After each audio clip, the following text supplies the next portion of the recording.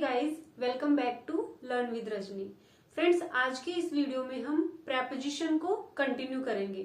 Preposition का general introduction मैं आपको प्रेपोजिशन पार्ट 1 में बता चुकी हूँ। जिन स्टूडेंट्स ने प्रेपोजिशन पार्ट 1 नहीं देखा है, आप जाकर प्रेपोजिशन पार्ट 1 देखें और उसके बाद प्रेपोजिशन पार्ट 2 को कंटिन्यू करें। प्रेपोजिशन पार्ट 1 में मैंने आपको बताया था कि प्रेपोजिशन अपने बाद हमेशा ऑब्जेक्ट लेगा। ऑब्जेक्ट में नाउन भी हो सकता है, प्रोनाउन भी हो सकता है और जिरंड भी हो सकता है। कुछ एक्सेप्शंस भी मैंने आपको बताए थे। टाइम वेस्ट नहीं करेंगे और सीधा चलेंगे अपने टॉपिक पर। 3 प्रेपोजिशन मैंने लिए हैं। 3 प्रेपोजिशन मैं लूंगी, एट, इन और ऑन। 3 प्रेपोजिशन लिए हैं। एग्जाम्स में काफी क्वेश्चंस पूछे जाते हैं, बट बिसाइड, एक्सेप्ट और बिसाइड्स, इनके क्वेश्चन भी एग्जाम्स में काफी पूछे जाते हैं, जो कि मैं आपको पार्ट 1 में पढ़ा चुकी हूँ। प्रेपोजिशन में आपको एक वीडियो में इसलिए नहीं पढ़ा रही हूँ क्योंकि ये जो टॉपिक है वो थोड़ा सा लेंथी है और समझ में कम आता है स्टूडेंट्स के, थोड़ा सा हार्ड पड़ता है। इसलिए मैंने ये सोचा कि कुछ पार्ट्स में डिवाइड करके मैं आपको प्रेपोजिशंस पढ़ाऊं। तो कम प्रेपोजिशन, जैसे मैंने 4 प्रेपोजिशन आपको फर्स्ट में पढ़ा दिए थे, पार्ट फर्स्ट में, वो आपने अच्छे से समझ लिए थे। आज मैं कुछ और प्रेपोजिशंस करवाऊंगी और उनके यूजेस को भी बताऊंगी। उसके बाद में नेक्स्ट वीडियो में जो बचे हुए प्रेपोजिशंस है उसको भी हम कवर कर लेंगे। उसके बाद हम करेंगे प्रेपोजिशन के क्वेश्चंस। हर एग्जाम में आते हैं, जिसमें इंग्लिश का पोर्शन होता है उसमें एक प्रेपोजिशन का क्वेश्चन जरूर आता है। ध्यान से समझेंगे और सीखेंगे। एट, इन और ऑन, 3 प्रेपोजिशंस हैं। इनके यूजेस कहाँ कहाँ होंगे? एट का जो यूज है वो स्मॉल प्लेसेस के लिए होगा। स्मॉल प्लेसेस, छोटी जगह के लिए एट का यूज होगा और बिग प्लेसेस, बड़ी जगह के लिए इनका यूज होगा। जैसे आई लिव एट बनी park in Jaipur. I live at बनी पार्क इन जयपुर। छोटी जगह है बनी पार्क तो एट का यूज हुआ, बड़ी जगह है जयपुर तो इनका यूज हुआ। स्मॉल प्लेसेस के लिए एट का, बिग प्लेसेस के लिए इनका। एग्जाम्पल मैंने आपको दिया है, आई लिव एट बनी पार्क इन जयपुर। ओके, क्लियर है? और एट का यूज करेंगे एग्जैक्ट टाइम के लिए, एग्जैक्ट टाइम के लिए और एज के लिए भी। इनका यूज करेंगे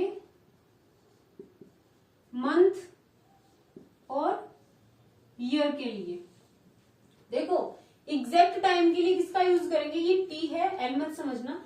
एग्जैक्ट टाइम के लिए यूज करेंगे एट का, जैसे eight 6 o'clock, eight 5 o'clock। Exact time के लिए यूज करेंगे एट का और मंथ और ईयर के लिए यूज करेंगे इनका, इन जनवरी, ओके, इन 2020।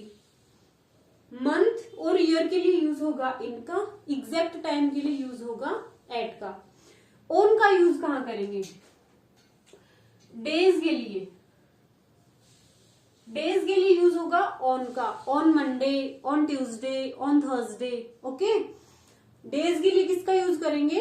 ऑन का।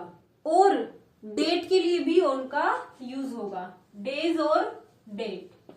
जैसे on 25 December, on 25 December. Date और डेज के लिए यूज करेंगे ऑन का, ठीक है। मंथ और ईयर के लिए यूज करेंगे इनका, एग्जैक्ट टाइम के लिए यूज करेंगे एट का। क्लियर है? एज के लिए यूज करेंगे एट का, जैसे I use to play with dolls at the age of 5। अब एट का यूज जो है वो पर के सेंस में भी होता है, इनका यूज जो है वो मे के सेंस में होता है और ऑन का यूज भी पर के सेंस में होता है। एक सेंटेंस लिख रही हूं, आई एम एट ऑफिस और आई एम इन ऑफिस। देखो, बहुत ही मजेदार सेंटेंस है।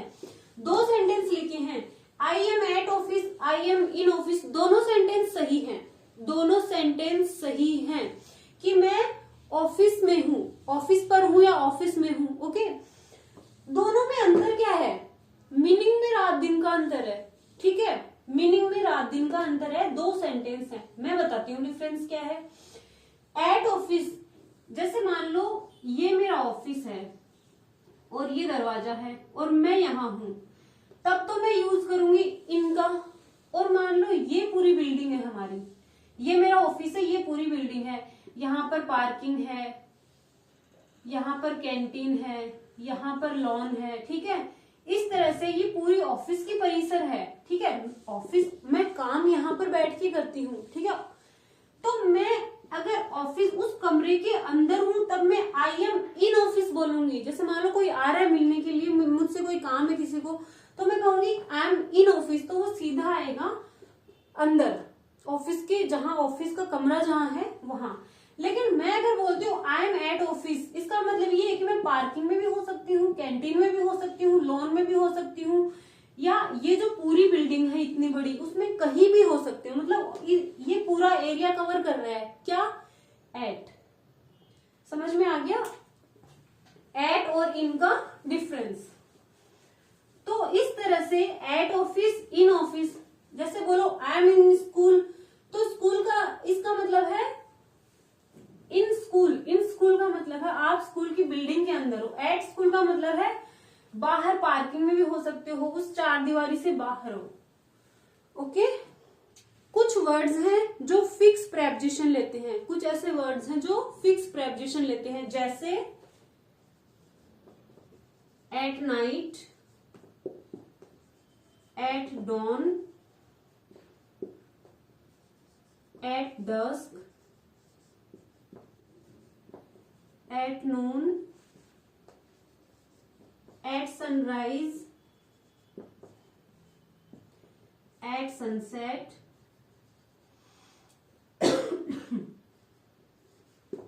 ये कुछ फिक्स वर्ड्स हैं जिनसे पहले एट का यूज होता है। कुछ फिक्स वर्ड्स हैं जिनसे पहले इन का यूज होगा, जैसे in the morning, in the evening,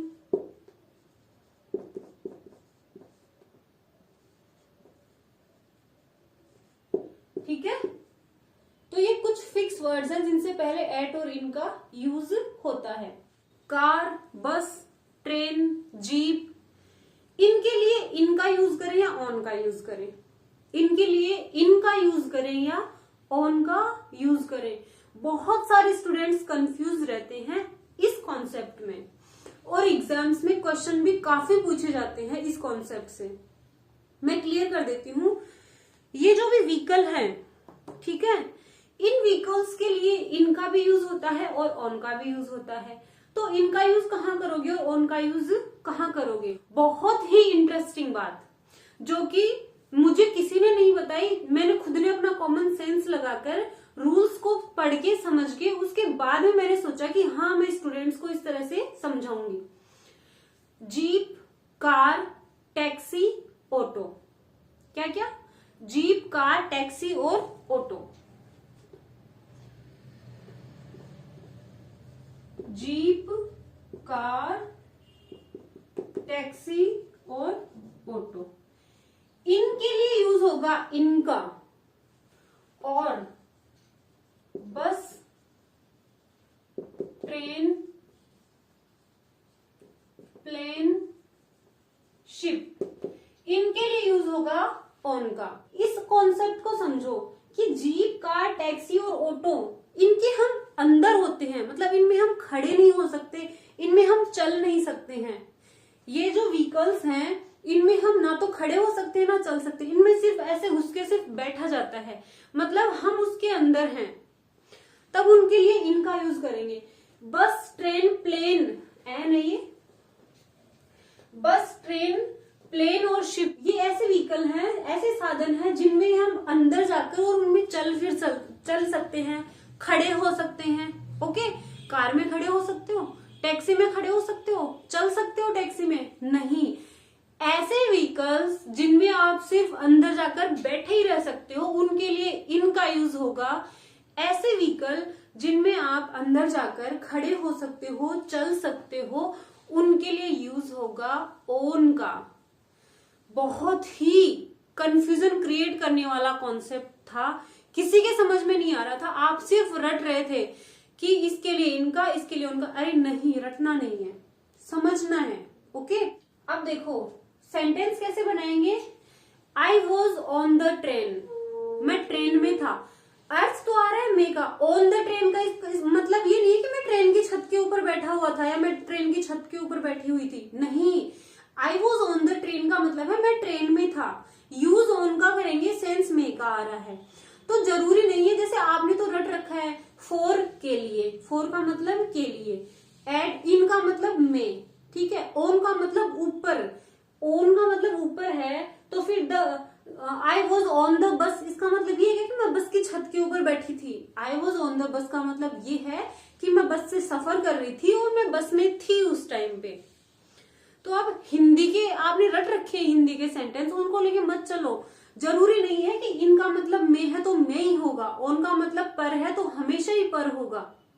exceptions भी होते हैं और इंग्लिश ग्रामर में एक्सेप्शन भरे पड़े हैं। एग्जाम में क्वेश्चन जो है वो एक्सेप्शन से ही उठकर आते हैं। रेगुलर में जो आप पढ़ते हो, जो याद करते हो, वहां से क्वेश्चन नहीं उठते हैं, एक्सेप्शंस में से क्वेश्चन उठते हैं। एक कंफ्यूजन और दूर करेंगे, वो ये है आर्म चेयर। बहुत सारे स्टूडेंट्स कंफ्यूज रहते हैं, और बेड, कि आर्म चेयर और बेड के लिए किसका यूज करें, ऑन का यूज करें या इन का यूज करें। कंफ्यूजन है, बहुत सारे स्टूडेंट्स में है कि हम आर्म चेयर के लिए किसका यूज करेंगे, इनके लिए यूज करोगे इनका। अब डिपेंड करता है कि चेयर कैसी है। जैसे जो आर्म चेयर होती है ना, दोनों तरफ हत्थे होते हैं, उस ऐसे हाथ रख के आराम से उसमें बैठ सकते हैं, उस चेयर के लिए यूज करेंगे इनका। क्यों? क्योंकि वो उसने हमें चारों तरफ, तीन तरफ से घेरा हुआ है, उस चेयर ने हमें तीन तरफ से घेरा हुआ है। ऐसी कुर्सी जो हमें तीन तरफ से घेरती है, उसके लिए यूज करेंगे इनका, ठीक है। अब कई लोगों में कंफ्यूजन है कि बेड के लिए किसका यूज करें, बेड के लिए किसका यूज करें। देखो बेड भी अलग अलग तरह के होते हैं। ऐसे बेड जिसके चारों तरफ ऐसे बॉर्डर जैसा कुछ हो, उसके लिए यूज करेंगे इन, मतलब बेड के अंदर सोते हैं। बेड के अंदर का मतलब ये नहीं कि बॉक्स को खोलकर उसके अंदर सो रहे हैं, नहीं। आप बेड के ऊपर हो लेकिन उसके फ्रेम है चारों तरफ। पुराने जमाने में चारपाई नहीं होती थी, उसके लिए इनका यूज करेंगे। क्यों? क्योंकि वो हमें चारों तरफ से घेरती थी, हम उसके अंदर सोते थे, उसके ऊपर नहीं सोते थे। क्योंकि उसके कुछ लकड़ी के ऐसे चार लकड़ियां होती थी, उससे वो बनाई जाती थी, तो उसके लिए इनका यूज करेंगे। तो बेड के लिए भी इनका यूज करेंगे, इन आर्म चेयर, इन बेड। अब स्टूल के लिए ऑन का यूज होगा, ऑन स्टूल, क्योंकि स्टूल के ऊपर बैठते हैं, स्टूल के अंदर नहीं बैठते। तो प्रेपोजिशंस के आधे से ज्यादा क्वेश्चन कॉमन सेंस से ही सही हो जाते हैं। आपको सिर्फ अपना कॉमन सेंस डेवलप करना है और उसी से ही क्वेश्चन सॉल्व करना है, रटना नहीं है। मैं आपको बार बार यही कहती हूँ कि रटने से ग्रामर नहीं आएगी, समझने से आएगी। ओके, तो हमने लिए हैं एट, इन और ऑन के प्रेपोजिशंस, और इनके रूल्स हम देख रहे हैं, इनके यूजेस हम देख रहे हैं। अब ऑन के लिए ऑन फुट भी यूज किया होगा, on foot, on cycle, on bike, on camel, ठीक है, ऑन एलिफेंट। इनके लिए यूज करेंगे ऑन का, मतलब जिनके ऊपर बैठकर हम कर रहे हैं। अब देखो, जब व्हीकल से जर्नी करते हैं, उस जर्नी के सेंस को, यात्रा करने के सेंस को हम बताएंगे, वो बताएंगे बाई से। किससे बताएंगे? बाई से। जैसे he is coming here by bus, he is coming here by bus, वह बस के द्वारा यहाँ आ रहा है। इसका मतलब ये है कि वो बस से उसकी जर्नी को हम दिखा रहे हैं, वहां से आने की जर्नी को हम दिखा रहे हैं। तो जब व्हीकल्स होते हैं, उनसे जब हम जर्नी को बताएंगे तो वो किससे बताएंगे? बाई से बताएंगे। ओके, एट वर्क और इन वर्क दो हैं, एट और इन। तो जब टेम्परेरी एक्शन को बताना होता है जब टेम्परेरी एक्शन को बताएंगे वो एट से बताएंगे, परमानेंट एक्शन को बताएंगे वो इन से बताएंगे। एग्जाम्पल देख लेते हैं। He is at work. Work जो वो टेम्परेरी एक्शन है और he is in the army. Temporary action को एट से बताएंगे, परमानेंट एक्शन को बताएंगे इन से। ओके, मैंने आपको बताया था कि प्रेपोजिशन के बाद में हमेशा ऑब्जेक्ट आएगा और प्रेपोजिशन के बाद आने वाला जो नाउन है या प्रोनाउन कभी भी सब्जेक्ट नहीं बन सकता है। वर्ब आएगी तो वो जिरेंड फॉर्म में आएगी। इस चीज को याद रखना, ये गोल्डन रूल है। ओके, गोल्डन रूल ये है कि प्रेपोजिशन प्लस ऑब्जेक्ट, प्रेपोजिशन अपने बाद क्या लेगा, ऑब्जेक्ट लेगा। एक और बताती हूं, आपने दो वर्ड सुने होंगे, चलो क्लीन कर देती हूँ एक बार। दो वर्ड्स हैं, एक तो है ऑन टाइम और एक है इन टाइम। बताओ दोनों में क्या डिफरेंस है? दोनों में क्या डिफरेंस है?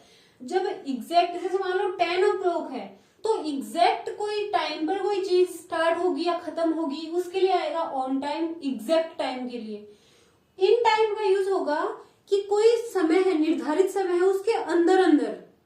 एग्जाम्पल से समझेंगे, एग्जाम्पल से अच्छे से समझ पाओगे आप। The movie starts on time.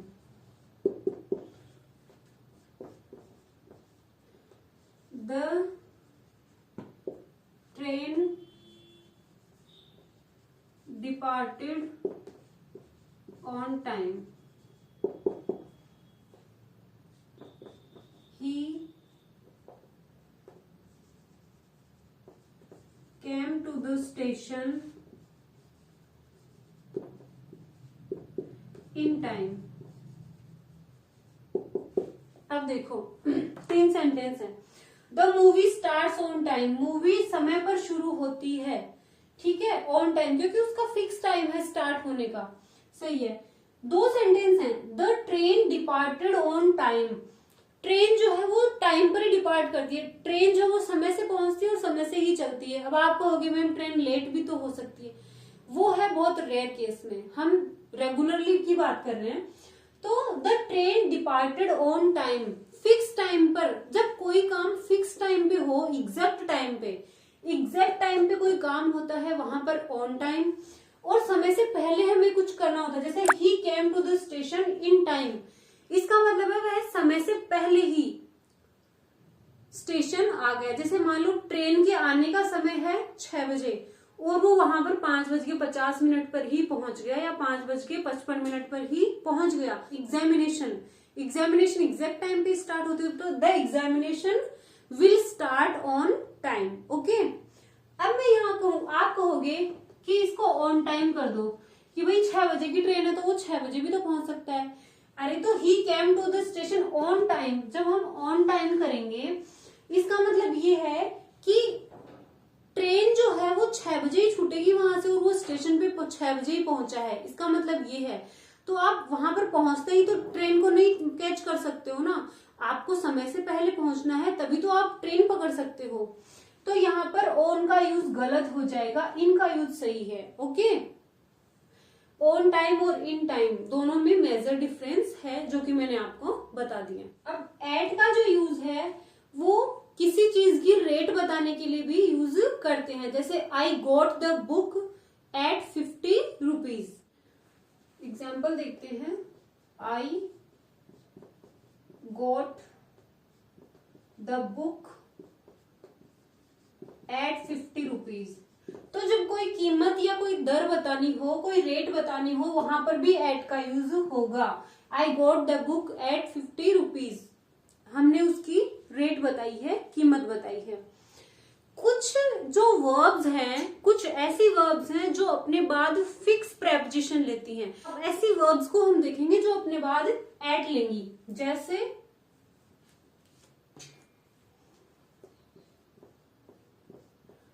Look at, aim at, shout at यानी चिल्लाना, smile at, shoot at, laugh at. ये कुछ वर्ब्स ऐसी हैं जो अपने बाद में एट प्रेपोजिशन लेती हैं। ऐसी वर्ब्स मैंने आपको लिखवाई हैं जो अपने बाद एट प्रेपोजिशन लेती हैं। ओके, तो ये मैंने यहाँ पर एट, इन और ऑन 3 प्रेपोजिशंस के यूजेस आपको